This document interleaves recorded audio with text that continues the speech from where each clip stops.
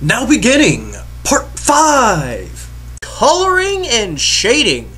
We have a basic shape of our sprite, but come on, it's a little boring right now. It needs some color. Well, that's where we're going to get into then. Now, I've explained the colors down here and how you can get new colors. Of course, you gotta be a little wary. Depending on what kind of sprite you're doing, the colors are going to matter. If you're doing an 8-bit sprite, you can't use 20,000 different colors. You have to use a very small amount, 8. If you're doing something from a Game Boy Advance game, your limits are 16 bits. You only get 16 different colors, and that includes background and white, which are different colors when it comes to spriting. So you're going to have to be very careful with what you use and how you use it. As far as color choice goes, it also depends on what you're creating. For the example of the Fakemon we're making, if you got a water type, you're probably going to be using things like the color blue. If you got a fire type, you're probably going to have some red in there. You got to make sense of the colors too. And depending on things like that, it's going to be a lot. And then with shading, you got to have different shades and levels of colors. It's not just as simple as picking the colors that we have down here. It's going to be something that's you want to put some time into. Best probably to start off with, though, is you're going to want to, with your plan, you probably have some planned colors of what you're going to do. You probably know already what this is going to be. You know if it's going to be yellow. You know if it's going to be blue. So take your primary colors and put them where they should be.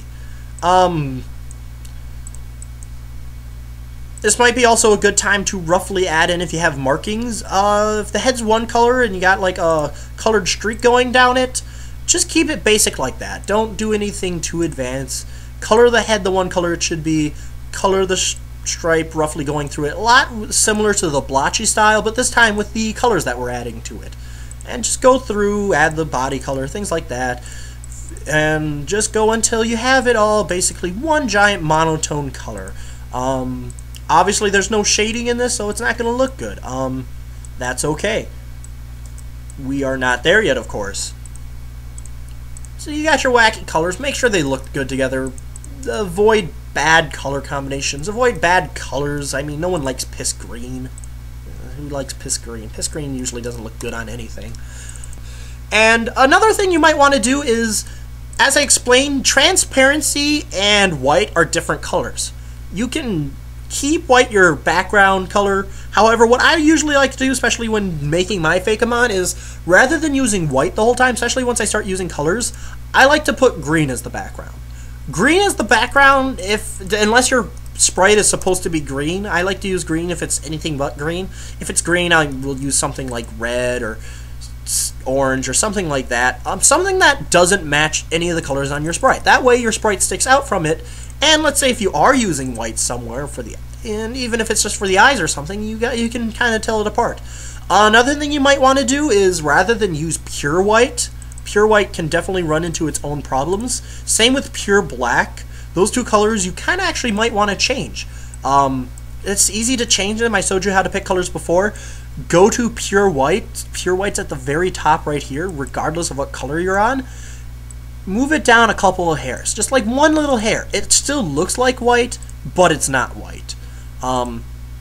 This will make it so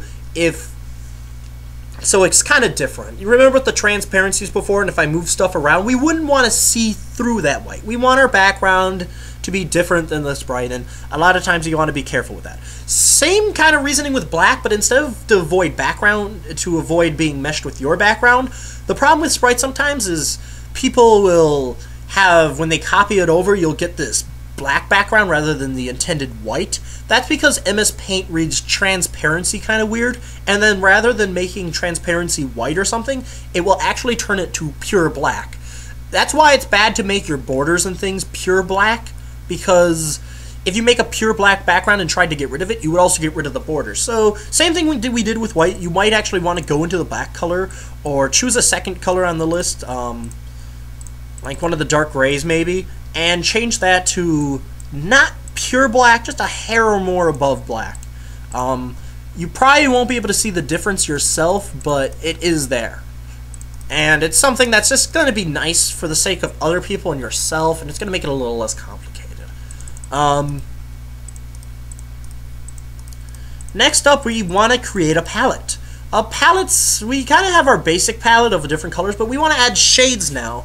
So you want to take the different colors you have and add more of it. A shade's going to be, obviously, one area is going to be brighter than the other area on something. We're going to create shadows and highlights, and that's what the shades are going to be. They're going to define that. They're going to do more than just that. They're going to define shape. Round things have different shading than something that's flat, and it's also going to describe texture. Steel has a different shading than fur. It's all going to be decided by the different colors and how we position them on the sprite. Shading is very complicated. Shading has a lot of rules. Shading has a lot of different things that can be done, and there's a lot of ways to screw it up. So you're definitely going to want to try and pay some attention. You're going to want to definitely take your time with this stage. So the first thing we're going to want to do at this point now is we're going to want to open up our color selector. We're going to start off with the basic gray color I have going on, and what we're going to want to do is make multiple different shades for this color. We're going to want to get typically 3 to 4 different colors. As you can see, I grabbed a gray, a very dark gray for where the shadows are. We're going to lighten it up a bit. We're going to do something called hue shifting. You may have just seen how I kind of moved the color indicator a little bit to the left. Alter its color a little. That adds a little bit more to it. If you just do nothing but adjust the brightness and darkness, it's not going to look very good. You're going to keep doing this. You're going to get a little bit lighter, move around a little more. As you can see, we're going to just put them all next to each other off to the side. This is just creating a palette. A lot of people create a palette off to the side of all the colors. And now we're going to actually alter the sprite, add the colors in that we have. Typically you want to pick the middle color as just the basic color. We'll get into the actual shading later. Next we're going to move on to yellow, of course. And we're going to do the same thing. We're going to create about roughly 3 or so different colors of it. And like before, we are going to find a different color of it, find a darker shade. Yellow's kind of tough, but we'll find something. Sometimes you gotta be a little bold. Sometimes it doesn't look dark enough compared to it. You want a good level of contrast between the colors. You have to be able to tell them apart.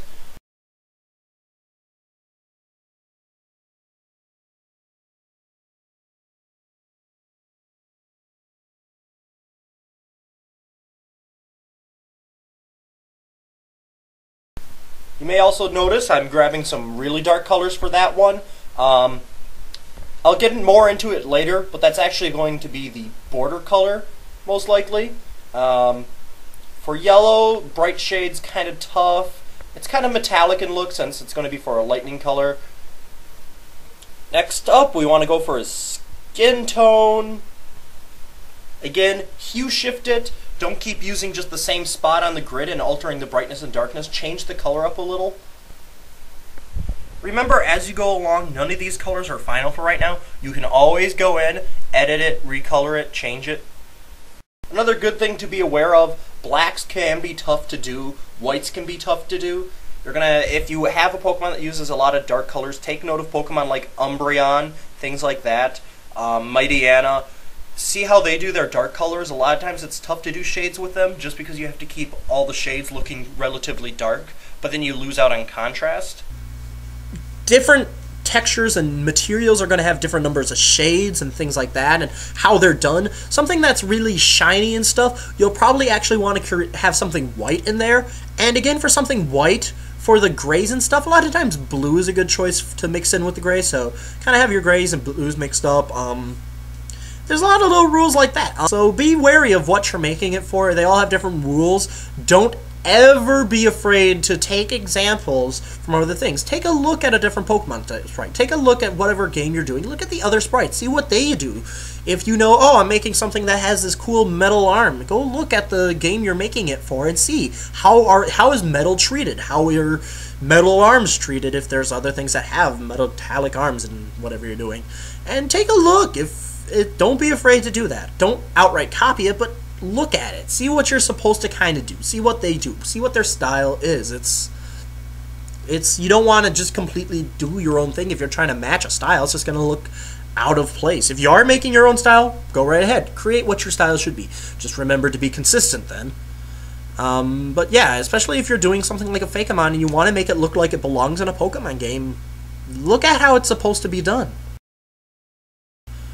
So you get a lot of your different colors. Now, before we even start actually doing the shading. We're going to keep the colors off to the side. It's now time to do a light source. Light sources are very important when it comes to spriting.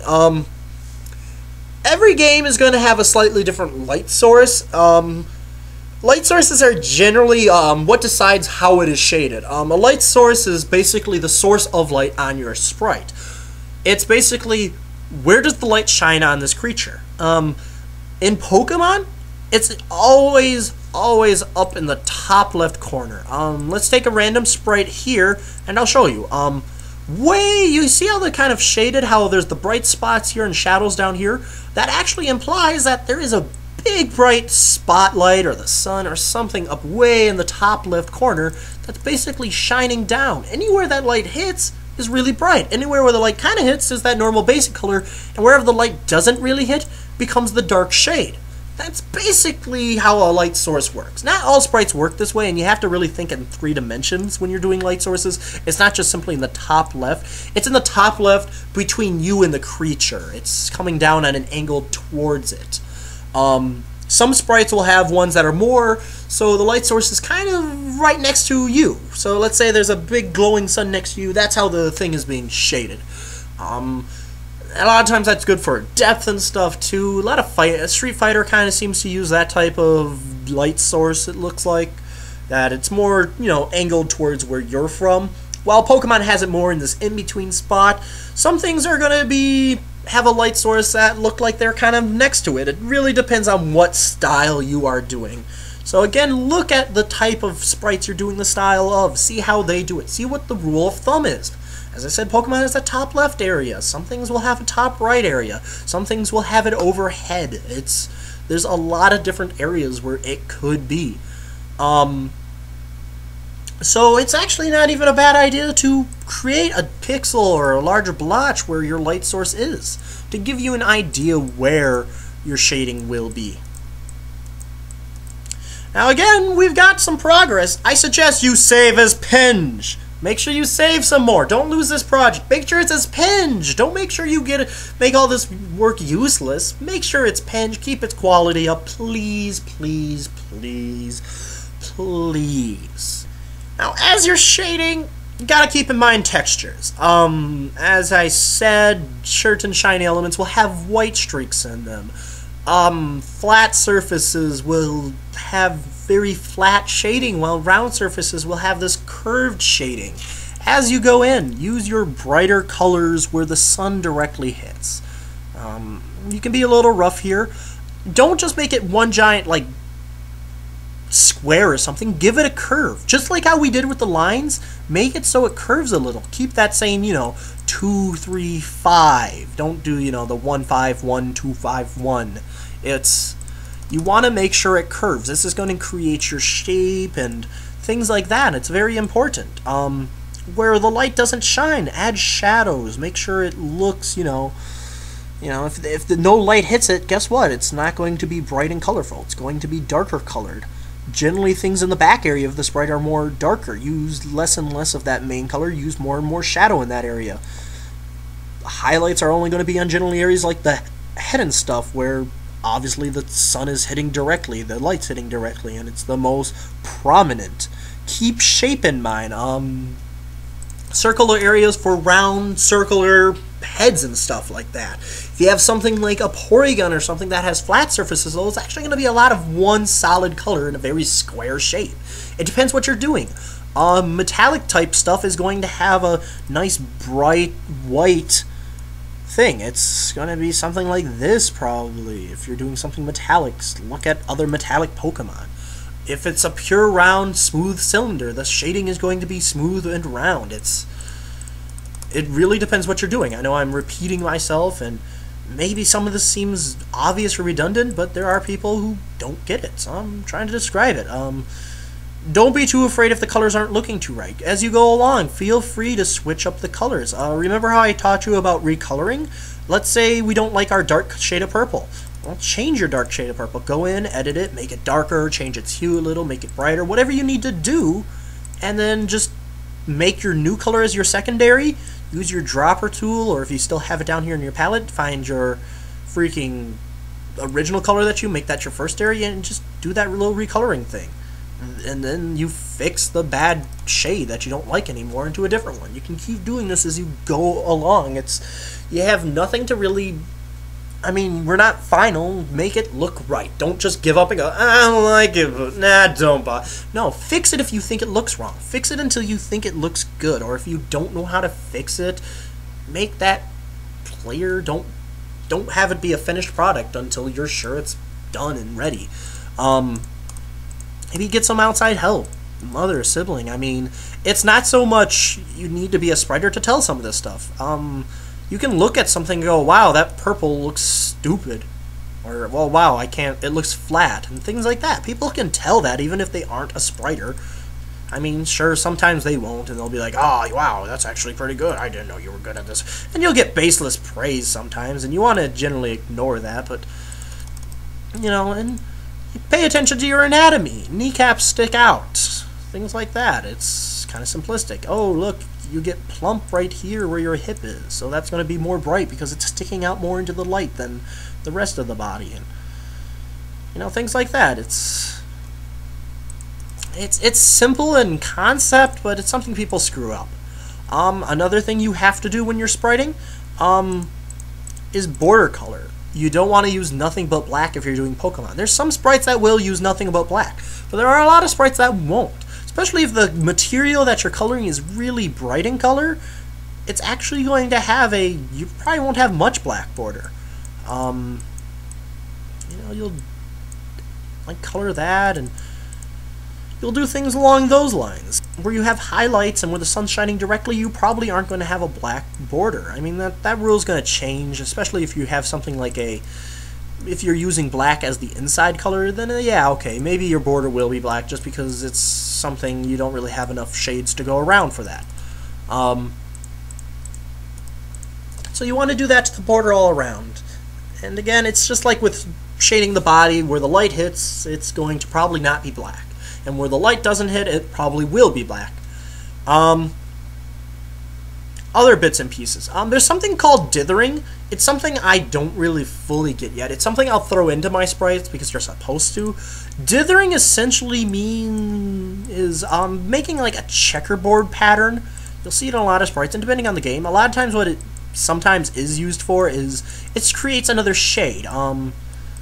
This little checkerboard pattern makes kind of like a combination. So when you zoom out, it looks like, oh yeah, it looks like it's a different shade, because since they're so small little pixels, your eyes kind of blur them together into being a middle shade. It's a good way to save on your palette if you have a large limitation. It's also just something that it gives it a certain texture. Certain types of materials will have a lot of dithering, sometimes they won't. I can't really describe a good way just to do dithering. It's, to me, definitely at least, it's something that has a lot of guesswork. It's a lot of do this, do that, see if it looks good. If it doesn't, erase bits of it, do more somewhere else, and keep doing it until it looks right. Again, it depends on the style. Look at your style. Some styles have a lot more dithering. 3rd generation sprites have a lot more dithering than 4th generation sprites when it comes to Pokemon. So it really depends what you're doing, again, like anything else so far. Another thing, there's actually, you can do a little bit of dithering with the borders. Well, not so much dithering. I think it's called anti-analyzing. I could be wrong. The border doesn't have to be all solid one color per line. You can actually partway go through one color and then go into black. Near little joints between them. Make it one color there, one color there. It's, depending on the style, that might actually be what you need to do in some areas. Again, that's something more that when I do it, I just try it, and if it looks right, I do it. If it doesn't, I change it back. Again, we got some type of progress. Let's put this to the side before we change too much. We have a lot of basic shading. We want to add features and stuff too, obviously. This is at a point when maybe we'll add, like, you know, the proper details to the eyes, the proper shine, things like that.